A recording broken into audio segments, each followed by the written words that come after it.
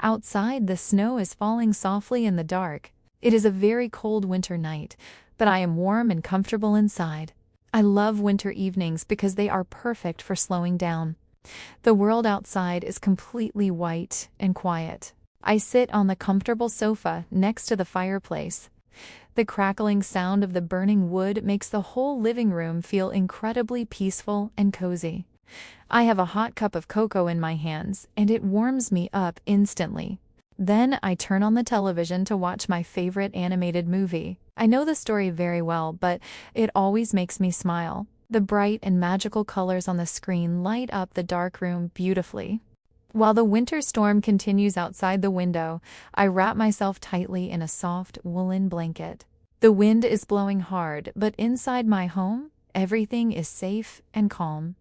This is the perfect way to spend a quiet evening alone.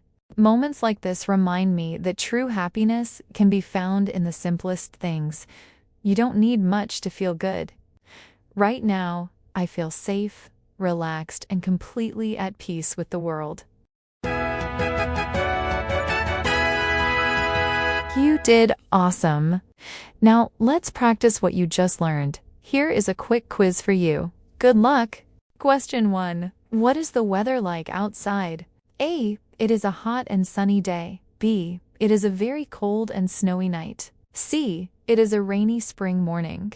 Question 2. Where is the storyteller sitting? A. At the wooden kitchen table.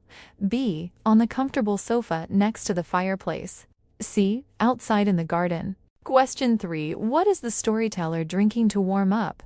A. A hot cup of cocoa. B. A cold glass of water. C. A cup of green tea. Question 4. What is the storyteller watching on the television? A. The Daily News. B. A scary horror movie. C. Their favorite animated movie. Question 5. What wraps the storyteller tightly during the storm? A. A heavy winter coat. B. A soft woolen blanket. C. A large silk scarf. How many questions did you get right?